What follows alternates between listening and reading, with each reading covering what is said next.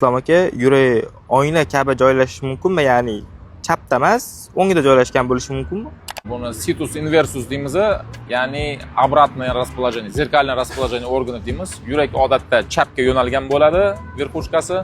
Bu bemorlarda, ya'ni o'ngga qarab turgan bo'ladi, ya'ni yurak o'ngda, jigari o'ng tarafni o'rniga chap tarafda bo'ladi. Ba'zan ko'p holda bu odamlar bilmaydi, shunaqa bo'lganini tasodifan topilib qoladi, shu rentgen, EKG qilingan paytda. Prinsipi unaqa hayot uchun jiddiy bir ta'siri yo'q, lekin aytaylik shunaqa odamlar yuragida amaliyot bo'ladigan bo'lsa, ya'ni kardioxirurgiyaga murojaat qilishganda, bular bizani amaliyotga planirovanyasi deymiz, yurakni organlari boshqacha joylashgani uchun обратный достуp yurakka yetib borish shunaqa joylarda sal amaliyot plani o'zgariladi. Yoki dextrokardiya degan shu bor, yurakning o'zida обратное расположение. Hammasi, ya'ni bular врожденный bo'ladi, tug'ma, juda kam uchraydi, lekin bo'lib turadigan, ushlab turadigan holat.